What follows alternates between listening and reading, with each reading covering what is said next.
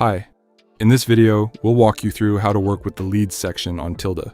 You'll learn what information a lead can include, how to use labels and customize which fields are visible, how to check the error log, and how to export or print your leads. Say you have a data collection form on your website, for example, to collect event registrations or sell a product. Whenever someone fills out this form, you receive a lead. On Tilda, all leads are stored in the leads section, which you can access from your website's project dashboard. Here you can view all the submissions sent by your website visitors. By default, data in the leads section is stored for 1 month. You can change this period in site settings, forms, general form settings. The maximum storage period is 90 days. If you need to keep the data for longer, you can connect one of the data collection services listed in the site settings. You'll find instructions on how to set this up in the description below the video. In the leads section, information is displayed as cards, with each card representing a separate lead. The table shows key details such as the date, email, phone number, name, and other data.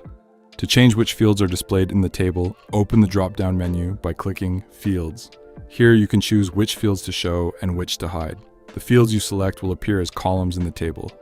For example, if I want to see which seminar a person signed up for directly in the table view, I can add this field by clicking the plus icon under Add Field, and it will appear in the list. Now I don't need to open the lead card to find this information. You can also hide or remove fields you don't want to display in the table. To change the order of the columns, simply drag them up or down with your mouse. You can also adjust the column width by dragging the borders in the table header left or right, like this.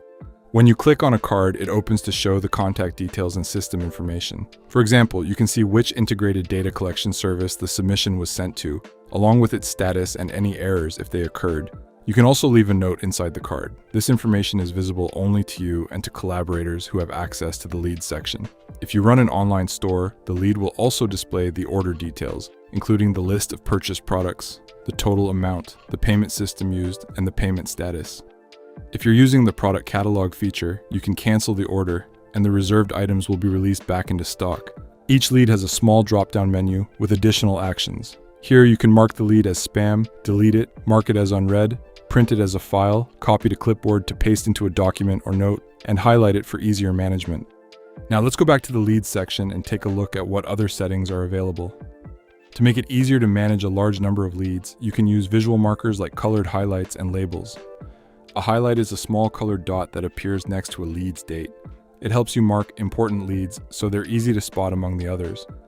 To highlight a lead, click the star next to the date or choose a color inside the lead card.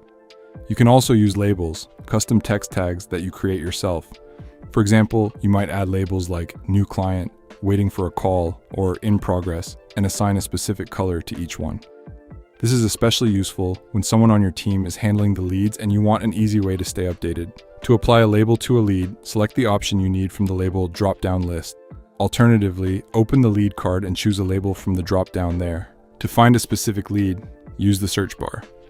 Enter any word, for example, a product name, and the system will instantly display the leads where this word appears. The search works across all visible table fields: name, address, form title, date, comments, and other data. If you need to search within specific fields only, click the filter icon to the right of the search bar. This will open a list where you can select which fields should be included in the search.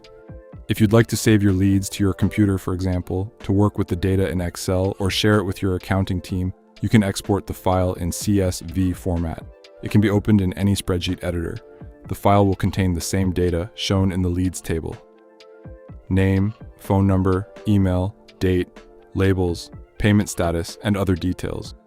Please note that if the lead storage period on your website is limited, for example, to 7 days, older leads will not be included in the export file. Only the leads that are still stored in the system can be exported. In the Spam tab, you'll find all unwanted submissions. For example, those sent from suspicious IP addresses. You can also manually mark a lead as spam or restore it back to the main list by clicking Not Spam button.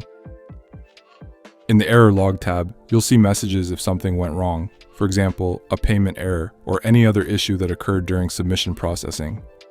We've covered how to work with leads on Tilda and what settings you can use to make your workflow more efficient. You can find a detailed guide on working with the leads section in the Tilda Help Center. Good luck!